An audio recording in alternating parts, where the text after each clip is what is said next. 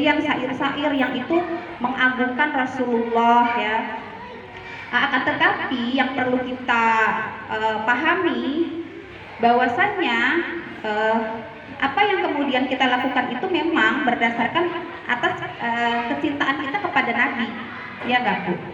Ada yang tadi kalau Mbak Lisna, Mbak Lisna lagi, Umu Fatihah ya, siapa yang cinta Nabi? Ya kita semuanya mencintai Nabi ya Ibu. Apalagi ini di bulan Maulid, ini momentum ya, momentum kita ya untuk kemudian tadi membangkitkan semangat kita untuk lebih mencintai Nabi. Akan tetapi tidak cukup kita hanya melakukan atau mengikuti ini tadi ya ritual-ritual yang itu setiap tahunnya senantiasa kita selenggarakan ya Ibu ya, tanpa kita mengetahui hakikat dan tujuannya itu seharusnya seperti apa ya. Jadi kalau kita berbicara tentang bagaimana Rasulullah, bagaimana keseharian Rasulullah ya, itu tidak bisa ya, kehidupan Rasulullah itu tidak bisa dipisahkan dari yang namanya syariat Islam. Karena syariat Islam ini adalah ajaran yang dibawa oleh Rasulullah. Jadi risalahnya Rasulullah itu adalah syariat Islam, yang mana Rasulullah itu mendapat sebuah mukjizat dari Allah berupa apa Ibu-ibu? Mukjizatnya Rasulullah itu apa? Al-Quran. Al-Quran ya.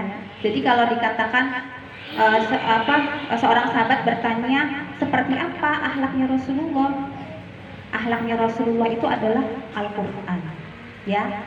Nah jadi ini ya, sehingga kemudian ya mungkin bisa ini kan Rasulullah itu diutus ya.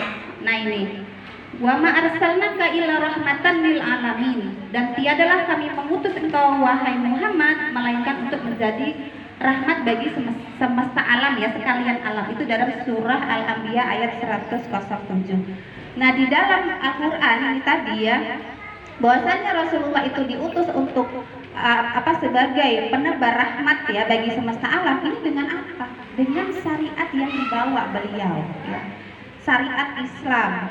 Jadi kalau kita membaca sejarah Rasul ya, sejarah sirahnya Nabi itu ya, bagaimana kehidupan Rasulullah itu bukan kehidupan yang kemudian bergelimang harta ya, atau bukan pula ya kehidupan Rasulullah itu yang dihiasi dengan kedudukan, jabatan gitu ya Ibu-ibu ya, tidak. Jadi ini yang kemudian harus dipahami oleh kita ya sebagai seorang muslim, terutama kita adalah seorang muslimah perempuan yang katanya tadi muslimah mencintai Nabi, maka kita harus mengikuti jejaknya Nabi. Apa yang dibawa oleh Nabi itu harus kita ikuti. Nah termasuk tadi ya Umu Fatihah ya, bagaimana kemudian Rasulullah itu memuliakan kaum perempuan ya. Next jadi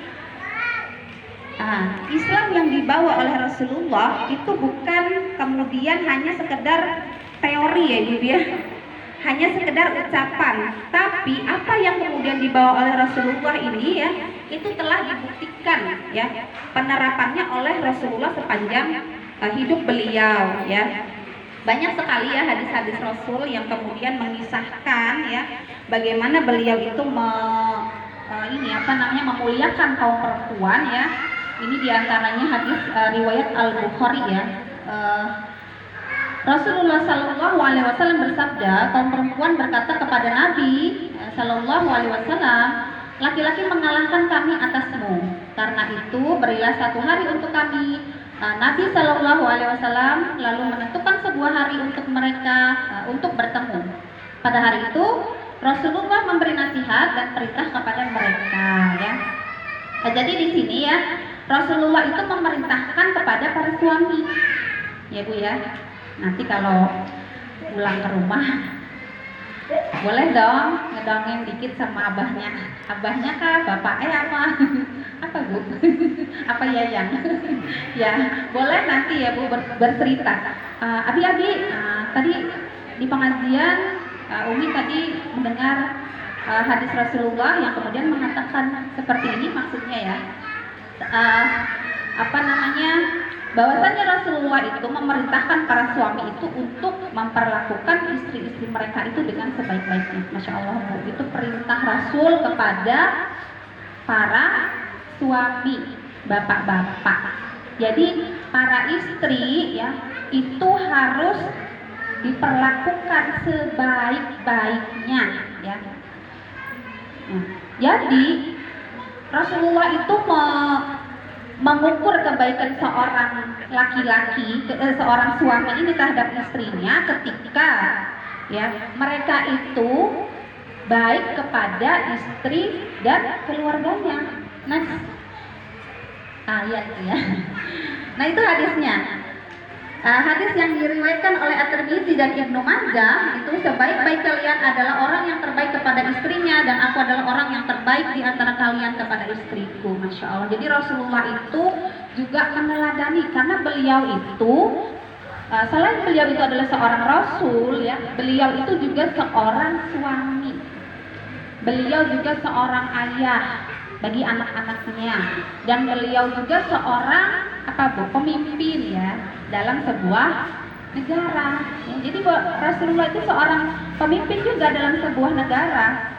Nah, maka tadi ya kalau kemudian ada yang kemudian menggiring opini, ada yang kemudian mengatakan bahwasannya ketika Islam itu tidak memuliakan kaum perempuan, maka terbantahkan ya Ibu ya dengan hadis ini tadi ya, bahwasanya setelah Islam itu datang, yang tadinya mereka menganggap kaum perempuan itu adalah kaum yang hina.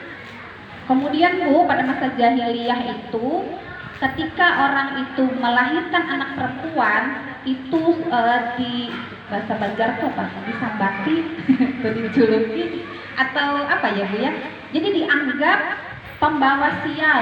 Ya Allah, jadi kalau padahal kan ya Bu ya, siapa sih yang menginginkan gitulah, artinya kan perkara kita melahirkan itu anak laki-laki atau perempuan itu kan kehendak Allah ya Bu ya. Jadi tidak boleh kemudian kita itu menganggap apa yang sudah ditakdirkan oleh Allah itu adalah sesuatu yang buruk, terlebih sampai ada julukan tadi ya, pembawa sial. Bahkan sampai mereka itu ya, saking mereka itu merasa bahwasannya ketika memiliki anak perempuan itu menjadi pembawa sial gitu, maka dikubur hidup-hidup. Jadi Bu, pada masa jahiliyah itu ya, ketika Islam itu belum datang ya, itu anak perempuan, bayi perempuan itu dikubur hidup-hidup. Terus kalau kita lihat sekarang, banyak nggak Bu yang begitu? Banyak ya. Tapi nggak dikubur hidup-hidup ya. Belum lahir aja dah. Ada juga yang di aborsi, na'udzubillah, itu ya. Nah, artinya kan setelah Islam datang tadi ya, tidak seperti itu kondisinya ya. Nah ini ya Bu ya, jadi kita tuh harus belajar dari sejarah jas merah. Apa? Ayo Bu, jas merah. Jangan sekali-kali melupakan sejarah. Jadi kalau kita nggak tahu sejarahnya gitu, ya otomatis kita nggak tahu ya Islam itu seperti apa. Makanya pentingnya kita belajar Islam ya Bu ya. Makanya kemudian ya di dalam hadis yang lain itu juga ya, bahwasanya Rasulullah juga ya lanjut ya. Ini ya, ini sebenarnya ada ini ya, ada hadisnya lagi ya, yang mana menyatakan ketika ada seorang yang bertanya gitu ya, siapakah di antara manusia yang paling berhak ya mendapatkan baktiku gitu ya. Itu sampai 3 kali ya Rasul itu menjawab ya, ibumu, ibumu, ibumu, lalu ayahmu. Itu juga. Nah ini juga ya, siapapun yang memiliki anak perempuan lalu dia tidak membunuhnya hidup-hidup, tidak menghinanya, juga tidak lebih mengutamakan anak laki-laki atas dirinya, maka akan Allah memasukkan kedua orang tuanya ini ya ke dalam surga. Itu hadis riwayat Ahmad ya. Jadi Ummu Fatimah ya, bahwasannya ajaran Islam itu yang dibawa oleh Rasulullah itu ya, itu sungguh memberikan hak-hak ya terhadap perempuan ya. Jadi hilangkan itu opini-opini buruk yang selama ini kita dapatkan ya, bahwasanya Islam itu tidak menghargai hak-hak perempuan ya. Ya ibu-ibu itu terbantahkan dengan hadis Rasul ini tadi ya. Kemudian hak-hak di dalam Islam itu ketika Islam itu belum datang ya, bagaimana kemudian para perempuan ini tadi ya itu tidak mendapatkan waris ya. Tetapi ketika Islam itu datang ya, maka para perempuan itu mendapatkan hak waris walaupun porsinya itu berbeda ya. Misalnya laki-laki itu dapat 2 ya, kalau perempuan itu dapat 1 bagian ya. Akan tetapi haknya itu tetap dapat ya, walaupun berbeda pembagiannya. Nah maka memang dari sejumlah ketentuan syariah yang itu menggambarkan bagaimana posisi mulia perempuan ini tadi ya sebagai ummu warabatul bait ya gitu ya. Nah, jadi kita ini sebagai seorang perempuan di dalam Islam itu memiliki fungsi ya, yaitu menjadi ummu warabatul bait ya, ibu sekaligus pengatur rumah tangga. Jadi Bu bangga ya Bu ya kalau ditanya Ibu apa aktivitasnya ibu rumah tangga? Jangan gitu Bu, karena seluruh aktivitas yang kita lakukan ketika kita niatkan lillahi ta'ala, kita memasak lillahi ta'ala, kita apalagi mengurus anak lillahi ta'ala gitu, insya Allah itu akan berbuah pahala. Ya kadang ibu-ibu kalau capek juga suka ngedumpel ya ujian gitu Bu, ujian ya, kadang-kadang kita juga nggak memungkiri ya, namanya para ibu yang itu keseharian itu beraktivitas kayaknya nggak ada istirahatnya kalau diturutin ya Bu ya ada aja itu kerjaan di rumah tangga itu yang nggak selesai-selesai. Kalau kita turutin ya sampai tidur malam tuh gini, rasanya kayak belum selesai kerjaan gitu ya. Sehingga ini ya Rasulullah itu ya di dalam sebuah hadis ya, lanjut ya. Nah ini tadi harta yaitu di dalam surah An-Nisa ya, pembagian harta lanjut. Nah ini hadisnya, seorang laki-laki adalah pemimpin bagi keluarganya ya. Dan ia akan ditanya tentang yang dia pimpin. Seorang wanita adalah pemimpin bagi anggota keluarga suaminya serta anak-anaknya, dan ia akan ditanya tentang mereka. Seorang budak adalah pemimpin atas harta tuannya, dan ia akan ditanya tentang harta tersebut. Setiap kalian adalah pemimpin, dan setiap kalian akan ditanya tentang yang dia pimpin. Ini hadisnya sahih ya ibu ya, hadis riwayat Al-Bukhari dan Muslim ya. Jadi maksudnya di dalam Islam itu bukan ingin menyamakan kedudukan ya, seperti apa yang sudah dikampanyekan oleh para kaum feminis atau para penggiat gender. Pernah dengar ya Bu ya? Feminis dan para penggiat gender yang kemudian mereka itu mengatakan, mengkampanyekan kita ini laki-laki sama perempuan ini harus sama, harus sejajar. Tidak seperti itu. Kalau di dalam Islam itu lebih kepada laki-laki dan perempuannya itu menjalankan peran itu sesuai dengan fungsinya ya. Jadi para wanita itu dimuliakan di dalam Islam ya, bukan berarti kita itu harus menyamakan kedudukan kita itu dengan laki-laki, tapi bagaimana kemudian kita itu berperan sesuai dengan fungsinya, sesuai dengan fitrahnya. Kalau tadi sebagai seorang ibu adalah ummu warabatul bait ya, maka ya kita harus menjalankan peran kita sebagai ummu warabatul bait. Kita harus kembali kepada syariah Islam dalam kita itu berperilaku, bersikap ya. Nah ini juga bagian dari bukti cinta kita kepada Nabi. Jadi cinta tuh harus dibuktikan Bu ya. Sedikit bahasa Banjar bubuan pian kalau cinta dengan suami seperti apa? Ma besok masak apa ayam goreng, dimasakin ya? dimasakin atau tempe goreng. Ya, begitu ya Muhammadiyah ya. Jadi memang di dalam Islam itu justru memuliakan perempuan ya. Nih nanti ibu-ibu yang telah mengetahui ini tadi ya itu disampaikan ya. Ya, begitu Muhammadiyah. Masya Allah, ternyata seperti itu di dalam Islam ya Ibu. Ternyata Islam itu memuliakan perempuan. Islam memandang mulia terhadap perempuan. Cuman yang menjadi yang menjadi pikiran saya nih Ustazah, tadi kan Ustazah sudah menerangkan ya beserta hadis-hadisnya, kemudian ya sudah tergambar lah rupanya keadaan perempuan itu begitu gitu ya di dalam Islam ya. Islam itu memberikan hak-hak gitu ya kepada kaum perempuan ya yang sebelumnya itu tidak diberikan hak ya sebelum Islam datang, tapi justru dengan kehadiran Islam itu mengangkat derajat perempuan. Nah, cuman yang menjadi pikiran saya Ustazah, kalau Islam itu memuliakan perempuan, tapi kenapa nih hari ini kita berbicara perempuan hari ini ya ibu-ibu. Nah, perempuan hari ini itu kok sepertinya berbanding terbalik gitu Ustazah dengan apa yang seharusnya dengan apa yang seharusnya itu seperti Islam tetapkan. Nah, misalnya saja nih Ustazah, tadi kan Islam menetapkan peran utama seorang perempuan itu adalah sebagai ibu pendidik generasi dan juga sebagai pengatur rumah tangga. Ya, itu peran utamanya perempuan. Nah, tapi hari ini tadi Ustazah banyak kaum perempuan, banyak muslimah yang ketika ditanya misalnya, kamu kerja apa?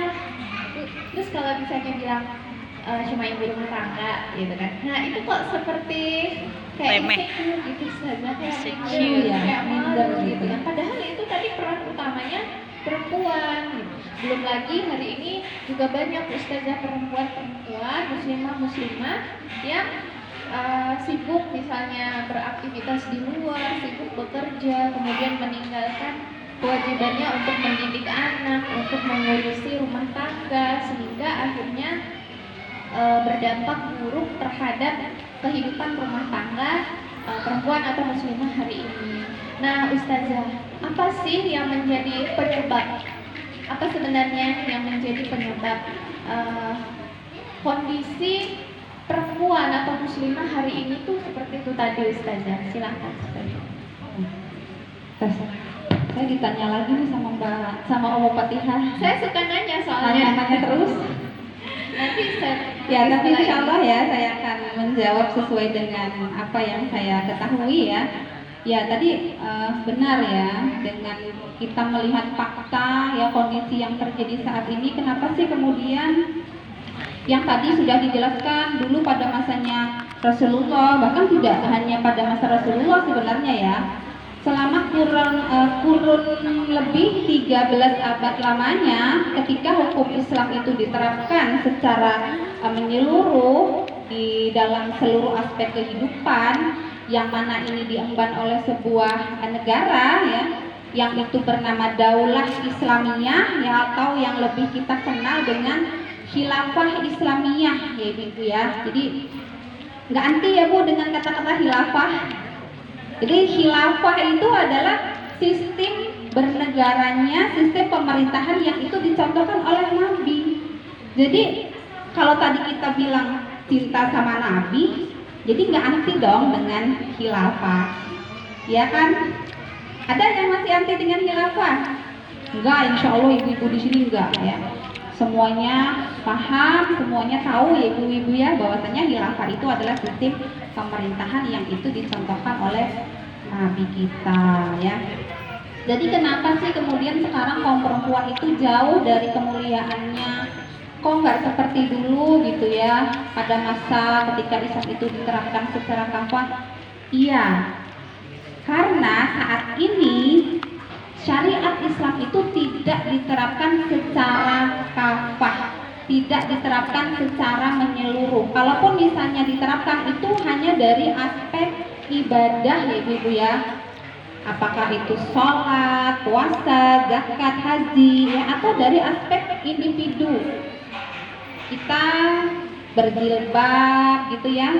Tapi kalau dari aspek-aspek lain kayak misalnya muamalah, ya, ekonomi, pendidikan, itu ya, sistem pergaulan itu tidak diterapkan gitu. Kenapa? Karena saat ini yang diterapkan itu adalah sistem kapitalisme, sekulerisme, yang justru sistem inilah yang menjadi penyebabnya.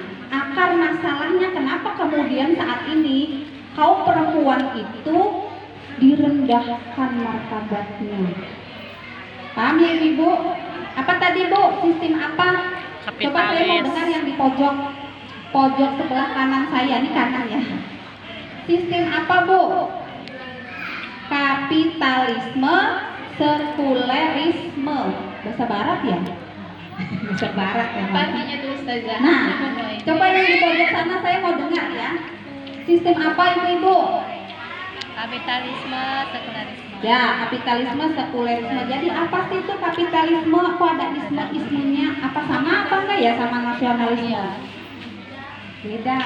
Nasionalisme anaknya. Ya, jadi kapitalisme adalah sebuah sistem yang dia itu berasaskan akidah sekuler. Aduh, apalagi itu sekuler gitu. Sekulerisme itu adalah sebuah paham yang memisahkan agama dari kehidupan. Jadi Bu, kalau kita nih jadi kalau ranah ibadah itu udah kalau sholat aja. Ntar kalau udah sholat nih, kita tuh kalau sholat tuh biasanya semua nih ketutup Bu ya. Khawatir tuh satu rambut aja kelihatan tuh udah was-was, jangan-jangan nggak terima nih sholatnya.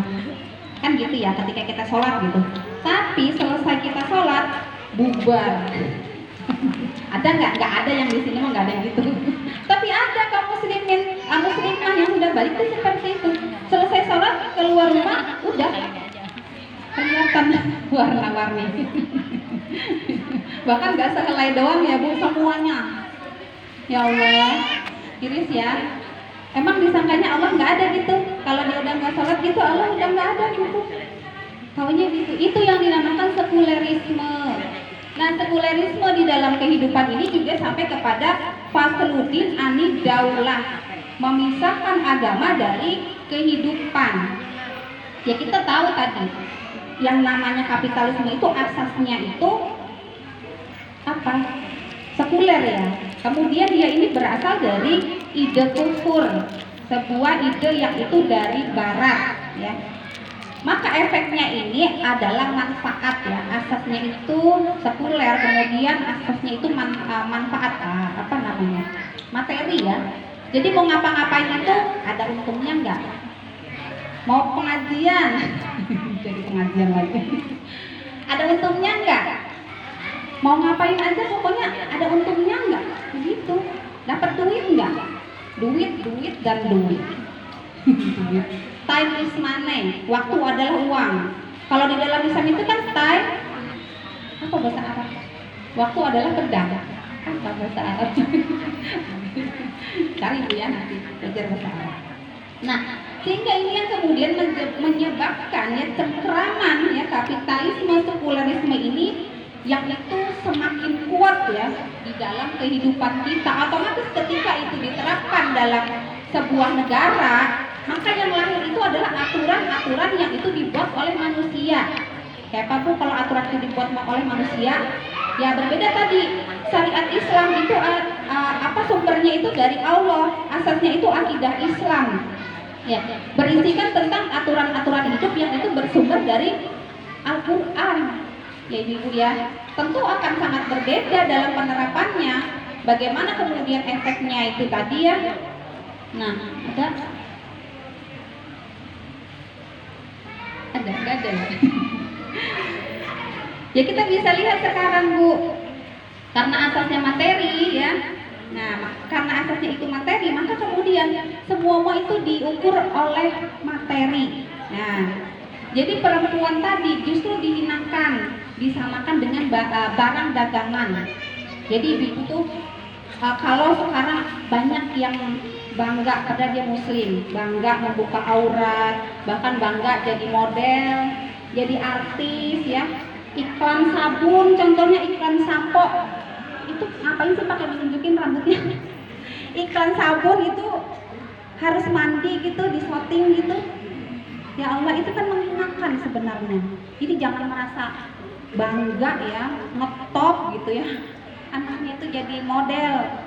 Ya, jangan Bu.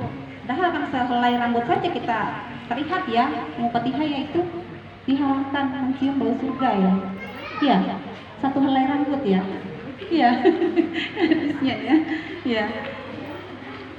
Nah, maka kondisinya seperti itu, sehingga kemudian nggak heran kalau kemudian saat ini para perempuan itu, yang itu dia dalam sistem kapitalis yang sekuler ini tadi menjadikan dirinya itu justru dieksploitasi, ya dihargain, bibirnya foto apa iklan lipstik berapa sekali tayang iklan apa tadi sampo atau sabun skincare.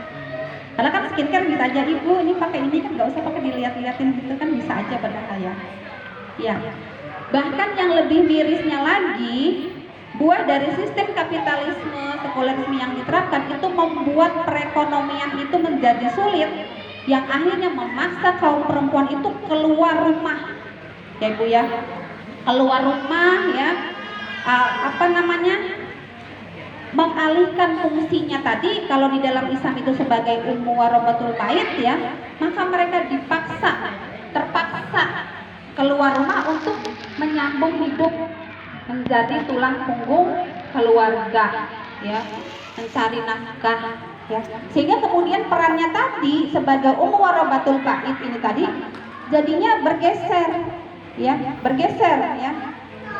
karena opini-opini yang dihembuskan para penggiat gender dan juga feminisme, perempuan yang sukses itu adalah perempuan yang punya karir, kan gitu ya. Kalau di dalam Islam kan bukan seperti itu.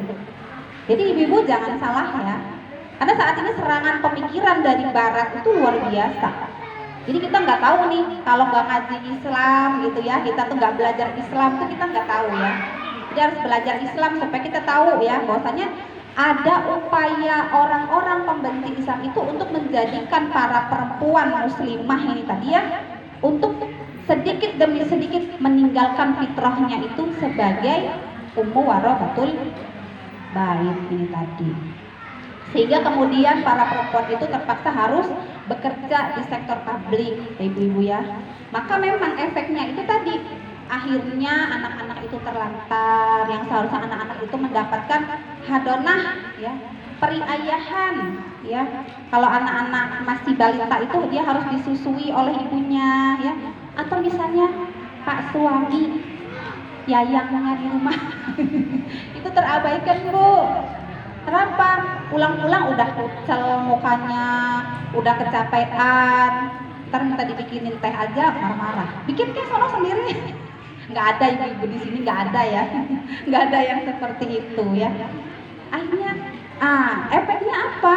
Ketika seperti itu, hari demi hari berjalan, waktu demi waktu, akhirnya rumah tangganya itu tidak harmonis lagi.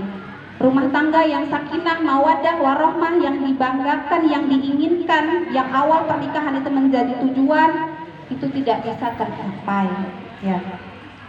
Nah, maka atas nama pemberdayaan ekonomi ya, itu ya, kaum perempuan ini kemudian dituntut ya untuk berperan meningkatkan penghasilan keluarga ya, dan juga memberi kontribusi untuk pembangunan nasional. Makanya dihargai ibu-ibu, ada yang mereka TKW yang keluar negeri itu dijuluki dengan pahlawan devisa, ya Allah.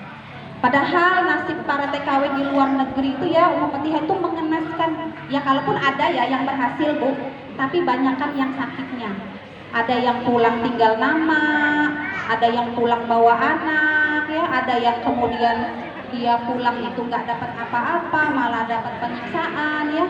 Ada juga yang kemudian mereka itu melarikan diri dari ini ya, dari bosnya itu, sampai mereka itu tidur di kolong-kolong jembatan di negara orang. Mau pulang bingung, nggak punya duit. Tuh ya, Masya Allah ya. Seperti itu kondisinya ya. Maka kemudian ya akhirnya ini yang terjadi ya. Ya wajar kalau kemudian saat ini kenapa kok kaum perempuan saat ini kok jauh ya dari ini tadi kemuliaan ya Ummu Fatihah ya. Maka kemudian ini efeknya ya. Tadi anak-anak akhirnya karena dia tidak mendapatkan didikan, tidak mendapatkan periayahan, akhirnya anak-anak ini cenderung kepada kenakalan remaja ya, seks bebas, narkoba, tawuran gitu ibu-ibu, karena mereka itu kurang kasih sayang di rumah ya, tidak mendapatkan kasih sayang ya. Nah bahkan ya dari hasil data yang terbaru itu ya, kasus perceraian itu meningkat, kemudian KDRT ya viral ya, perselingkuhan ya itu nggak usai-usai ya. Kasus KDRT itu satu dari sekian banyak ya, karena dia public figure jadi muncul ininya beritanya. Tapi yang di bawah-bawah itu ada juga yang tidak sampai ke masyarakat beritanya gitu ya. Tingkat perceraian ya ibu-ibu ya kalau di Palangkaraya itu ya itu terus melonjak di wilayah kita. Kenapa? Karena pergaulan sistem pergaulan Islam itu tidak diterapkan gitu. Kemudian tadi kalau kemudian suami itu tidak mendapatkan hak-haknya ya, istri tidak mampu menunaikan kewajibannya sebagai istri gitu, maka hak suami akhirnya terabaikan. Ya wajar aja kalau kemudian ada apa namanya TTM. Apa TTM bu? Teman tapi mesra. Nah banyak ya julukan-julukan yang baru-baru gitu ya. Masya Allah ya, seperti itu Mbak Fatihah. Nah, ini semakin membuka mata hati kita bahwasanya yang menjadi penyebab ketidakmuliaan, maksudnya perempuan menghinakan diri itu hari ini itu ya karena memang kapitalisme ini tadi ya ibu-ibu ya, kapitalisme yang memang memandang rendah perempuan. Perempuan itu dinilai seperti barang ya, ada nilainya itu tergantung pada harganya kan, barang seperti itu ya. Nah ternyata kapitalisme begitu gitu kan, memandang rendah perempuan, dan ini pastinya berbeda dengan Islam ya. Islam memuliakan perempuan, tadi sudah dijelaskan oleh Ustazah Ummu Ihsan. Wah ini Ustazah makin kesini pesertanya semakin banyak di rumahnya, Masya Allah, Alhamdulillah semakin bertambah ya. Tapi ini nggak ada yang ngantuk kan ibu-ibu? Nggak ada yang ngantuk ya? Yang di pojokan? Tidak. Pojok belakang kayaknya asik apa itu? Yang di belakang lagi membuat forum juga? Nah, enggak ya. Insya Allah sambil memperhatikan ya ibu-ibu yang di belakang ya. Iya. Kita mau yel-yel dulu nih. Mau cek semangatnya lagi nih. Boleh ya ibu-ibu?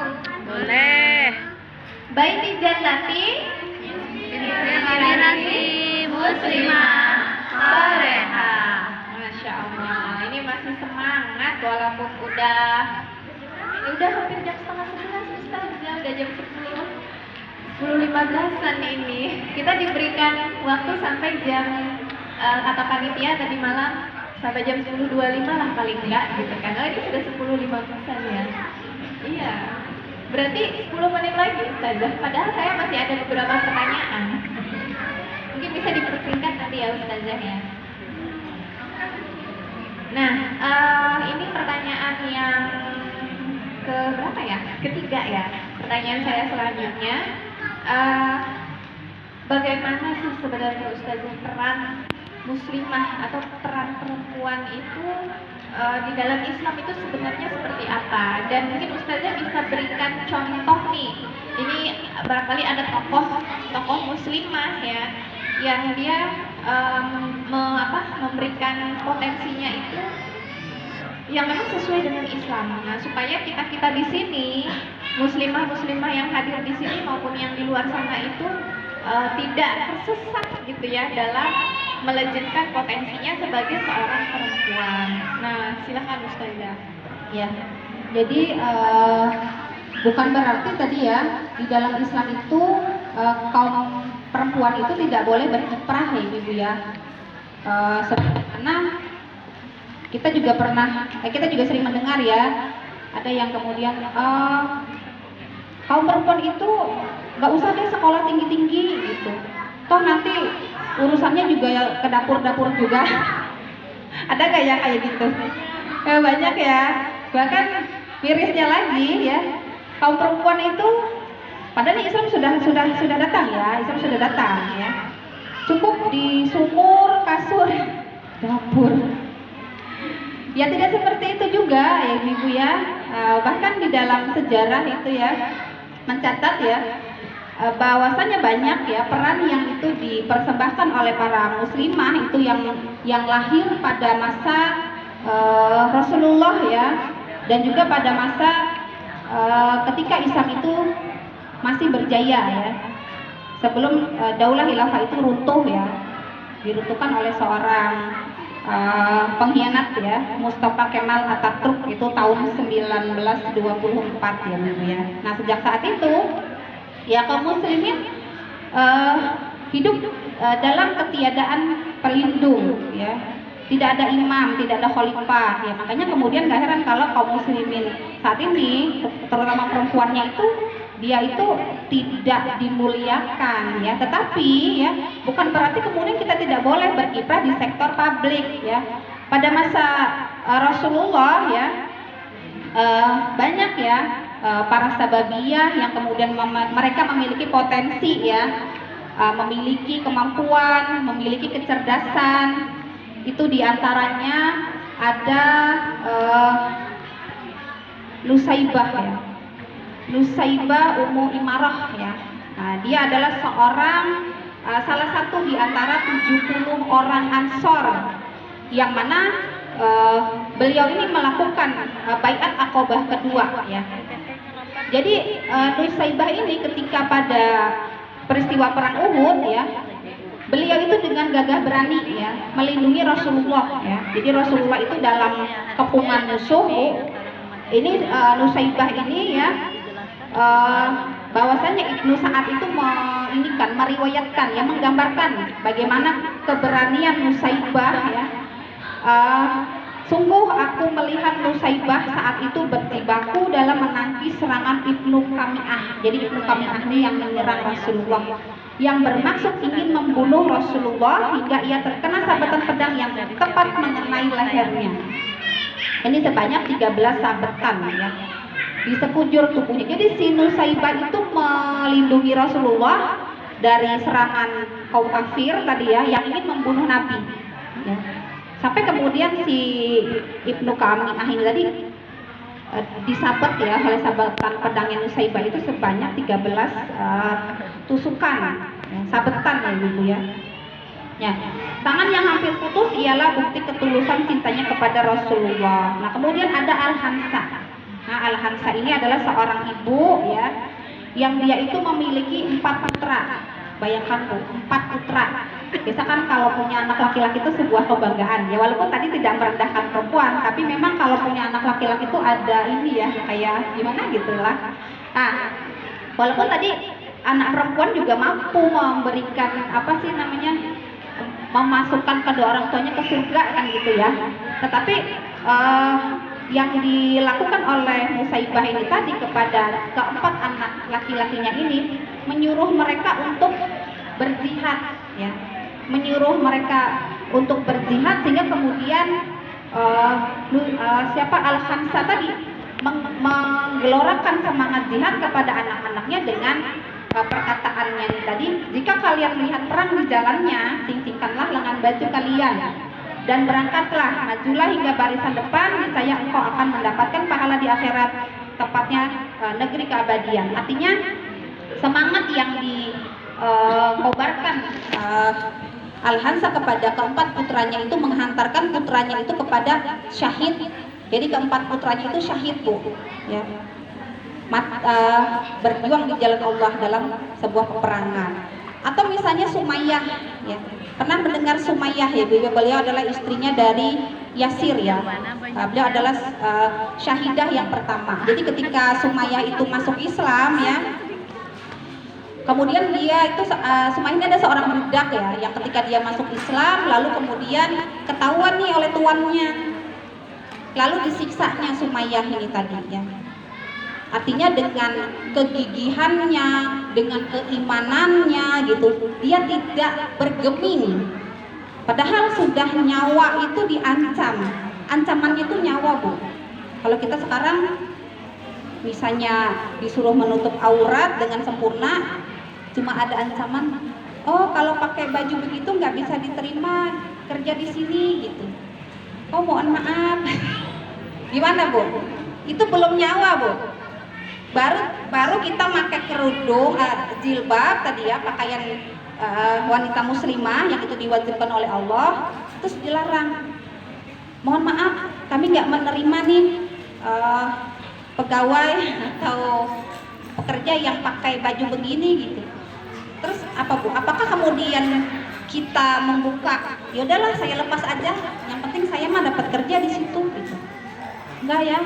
Ini Sumayyah ini sampai diancam, dan ini ancaman ini bukan ancaman kayak orang apa ngeprank ya.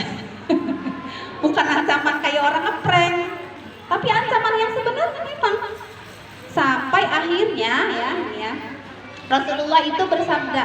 Rasulullah cuma ngomong gini, Bu, bersabarlah wahai keluarga Yasir, kalian telah dijamin surga. Hadis riwayat Al-Hakim. Cuman gitu doang. Nggak ditawarin, udah sabar aja, ntar dikasih rumah, ntar dikasih mobil, ntar dikasih duit segepok gitu. Enggak, cuma dibilang itu, Bu, bersabarlah wahai keluarga Yasir, kalian telah dijamin surga. Lalu dia kekeh dengan keimanannya, dia tetap mempertahankan akidahnya sampai dia itu menjadi seorang syahidah yang pertama. Jadi martirnya kaum muslimin yang pertama itu Sumayyah ya, seorang perempuan, dan dia meninggal syahid dalam kondisi, maaf ya, ini kalau lihat di film atau membaca sirahnya tuh kita tuh menangis ya, Bu ya. Dia itu ditombak ya, Bu ya, dari kemaluan itu sampai tembus ke kepala ya, ubun-ubun ya. Coba kita bisa bayangkan. Jadi artinya saat ini tantangan kita ini belum seberapa, ujian kita tuh belum seberapa dibandingkan para syahidah, para muslimah ya, pada masa dahulu gitu. Jadi harusnya kita mencintai Nabi itu dengan segenap cinta yang sebenar-benarnya cinta ya. Nah kemudian belum lagi ya ibundanya Imam Syafi'i ya. Ibunda Imam Syafi'i bagaimana kemudian beliau itu adalah seorang single parent ya. Jadi Imam Syafi'i itu dari kecil itu sudah yatim ya, yatim bapaknya sudah meninggal ya. Tapi beliau itu menjadi tulang punggung ya, dan beliau itu mendidik Syafi'i kecil ini sampai kemudian Imam Syafi'i itu menjadi seorang ulama terkenal ya. Bahkan sampai sekarang itu kitab-kitab beliau itu ya masih menjadi rujukan kaum muslimin. Masya Allah, itu pahala jariahnya itu luar biasa ya. Dan masih banyak lagi. Bagaimana kalau masa pemerintahan Umar itu paling lama menjadi khalifah ya, kurang lebih 10 tahun ya Fatihah ya. Jadi itu banyak sekali para muslimah yang kemudian dia itu berperan di dalam sektor publik tanpa kemudian dia itu meninggalkan atau menghilangkan fungsinya sebagai seorang muslimah ya, Warabatul Bait, dan dia juga tidak meninggalkan kewajibannya dia sebagai seorang hamba Allah ya, menjalankan syariat Islam ya, menjalankan kewajiban dia sebagai istri ya, dan tidak kemudian dia itu meninggalkan kewajiban dia itu sebagai meninggalkan perannya dia itu sebagai seorang perempuan ya. Fatihah menghayal ya atau bagaimana, terkesima ya, atau menginginkan ya itu kembali ya masa itu ya. Masya Allah ya. Jadi kalau sekarang ada opini-opini yang orang muslimah di dalam Islam tuh terkungkung, itu tidak benar ya. Jadi boleh aja Bu kita berkiprah asal tadi tidak melanggar batasan-batasan syariat ya. Ya begitu Mufatihah.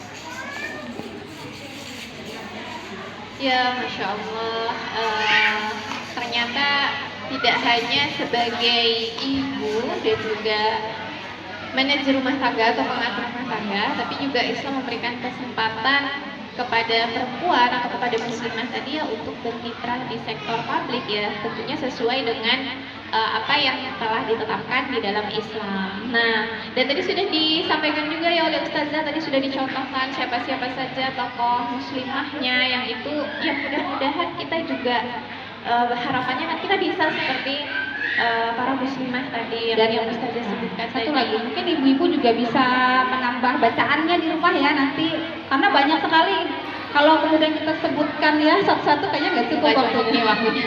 Iya. Iya, cuman Ustazah muslimah itu tadi kan tentunya ditempa ketika Islam itu diterapkan ya Ustazah ya. Sosok muslimah yang begitu kan ketika ada Islam. Nah, kalau hari ini Islam itu tidak diterapkan ya di dalam sebuah aturan bernegara ya.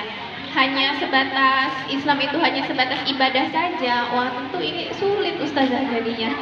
Ya, nah mungkin Ustazah bisa dilanjutkan ini apa nih yang harus muslimah lakukan, apa yang harus kita lakukan nih setelah kita tahu tadi Islam itu memuliakan perempuan, kemudian Islam juga ditetapkan ya peran perempuan, peran muslimah itu seperti apa. Nah lalu apa yang harus kita lakukan hari ini Ustazah? Dimana tadi hari ini kita tidak ada sebuah aturan Islam tadi yang diterapkan di dalam negara ini. Nah ini bagaimana Ustazah? Ini terakhir ya Ustazah. Iya, berapa menit ya? Tadi kan kita mulainya Ini udah lambat ya. sebenarnya habis waktunya 5 menit aja. Tunggu 5 menit saya suruh. 5 menit. Ya ibu-ibu masih fokus kan? Masih dengerin ya ibu-ibu ya? Ya jadi Iya makin ramai. iya, makin panas kan. Tapi nggak ada matahari nongol kayaknya. Ya, jadi sebenarnya ya ini di momen yang sangat luar biasa ya, momen Maulid Nabi ya, momen kita yang kemudian ini menjadi sebuah momen kita untuk mengembalikan ya, peran kita sebagai seorang muslimah. Hujan ya, Insya Allah. Ya hujan. Jadi Bu, sejak runtuhnya tadi saya sudah sampaikan ya di awal, sejak runtuhnya Daulah Khilafah ya, sebuah institusi negara yang itu menerapkan hukum syariat Islam secara kafah ya, maka umat Islam ini ya, umat manusia ini dicengkram oleh sebuah ideologi kapitalisme sekulerisme yang itu kian menghujamkan racun-racun. Jadi bukannya madu racun berbungkus madu berbungkus racun ya, sangkanya madu kalinya racun gitu ya. Nah, maka kemudian sebagian kaum muslimah itu ikut mengusung dan juga mendakwahkan atau memperjuangkan ide kebebasan ini Bu ya, dan juga ini adalah menganggap bahwasanya ini adalah sebuah kesetaraan yang itu dibungkus dengan sebuah jargon ya, seolah itu akan memuliakan martabat perempuan, padahal faktanya itu tidak seperti itu ya. Bahkan banyak juga ya, ada juga yang kemudian ya menuduh ya syariah Islam itu sebagai aturan yang itu mengekang, memenjarakan, ini nggak boleh, itu nggak boleh gitu. Terus saya mau ngapain? Jadi apa-apa tuh nggak boleh bebas. Nah, dalam sistem kapitalis itu ya dengan jargonnya mengusung hak asasi manusia, lalu kemudian seorang muslimah ini bukan dipaksa, artinya itu ketika dia sudah terkontaminasi dengan pola pikir kapitalis ini, kita itu bebas. Jadilah kalau ada kekawanan atau ada orang yang kemudian menegur, Bu, kenapa pian nggak menutup aurat? Kenapa? Ampun gue jual. Lain ampun ikan ya. Ini punya saya juga, ini hak saya kok, ini hak saya gitu. Jadi kalau ada yang negur Bu, itu pian berhadapan dengan hak asasi manusia. Ini anak-anaknya dari kapitalisme tadi Bu ya. Makanya gak heran kalau sekarang itulah di luar sana tuh you can see, kamu bisa melihat saya ya. Apa you can see? hot pen itu jadi apalah tren ya, jadi tren gitu. Nah, bahkan ketika ada orang yang berupaya untuk menutup aurat gitu dengan sempurna itu dijuluki apa? Ini kayak teroris gitu. Padahal dia orang Islam, padahal dia muslimah yang katanya mencintai Nabi gitu. Itu dibilang, tapi di sini nggak ada, insya Allah ya. Nah, bahkan misalnya tuh ada yang kemudian merubah-rubah Bu. Ini yang sering saya dengar ya. Kalau kita tuh pakai pakaian ini kayak gini Bu, cantik-cantik semuanya Ibu. Amin, amin. Yang juga ketutupin. Ya. Ya. Jadi kan kelihatan yang tua-tua ini semuanya muda, Masya Allah. Masya Allah gitu ya. yang tua-tua. Itu tuh diopinikan. Kalau mau pakai baju begitu, sono ke Arab aja katanya. Padahal kita bisa tahu ya, kita lihat sekarang itu di Arab itu bukan menjadi sebuah role model saat ini. Bahkan sekarang itu Arab itu menjadi sangat liberal. Banyak ya. Tapi kemudian kemarin itu di Iran ya Ibu ya, ada kampanye anti hijab ya oleh Fatihah ya. Karena ada salah seorang muslimah di sana yang tidak menutup aurat, lalu dihukum oleh pemerintahnya. Ya. Kalau kayak kita di sini kan, kalau nggak pakai helm, ditilang, gitu ya. Nah, di sana itu di Iran, Apa Ustazah bisa dipersingkat? Iya, jadi panitia sudah mengkode-kode. ya ada di kode-kode gitu. Ya maka harus ada upaya kita serius untuk melawan ide-ide sesat ini tadi. Tapi kalau tadi jadinya kalau ibu tadi sudah tahu tuh dari awal, oh ternyata itu tuh opini-opini orang para pemimpin Islam. Jadi ibu-ibu itu harus belajar Islam ya, Ummu Fatihah ya, belajar Islam lebih dalam. Kemudian bergabung dengan sebuah jamaah ya, belajar Islam bergabung dengan sebuah jamaah yang mana jamaahnya ini mengikuti dakwahnya Nabi ya, mengikuti dakwahnya Nabi ya, sehingga kemudian upaya yang kita lakukan untuk menyadarkan kaum muslimin dari bahaya pemikiran ide-ide kufur barat ini tadi ya, insya Allah semakin kesini kan semakin banyak yang menyampaikan ya ibu-ibu ya. Kemudian ya kaum muslimah harus kembali menjalankan peran utamanya sebagai ibu ya, pendidik generasi ya, pengatur rumah tangga. Nah maka yang harus kita lakukan memang melakukan aktivitas amar ma'ruf nahi mungkar, jangan segan-segan Bu menegur ya, tentunya menegurnya itu dengan baik ya, bil hikmah ya, dengan kebaikan, ada juga dengan yang sesuatu yang membentak-bentak gitu ya enggak ya. Nah, sehingga kemudian momentum kita di hari ini ya dalam memperingati kelahiran Nabi Muhammad SAW menjadi momentum kita untuk kembali memperjuangkan syariat Islam hingga pada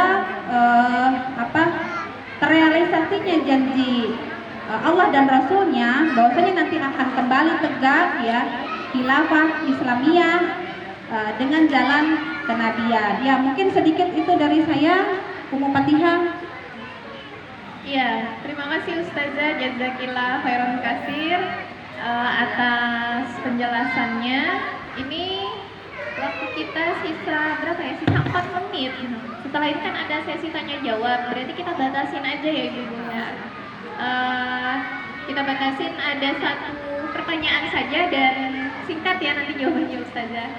Nah, saya persilakan kepada ibu-ibu, mbak-mbak semuanya yang ingin bertanya, tapi hanya 1 pertanyaan saja. Silakan. Boleh angkat tangannya dan sebutkan namanya siapa, kemudian sebutkan pertanyaannya apa ya.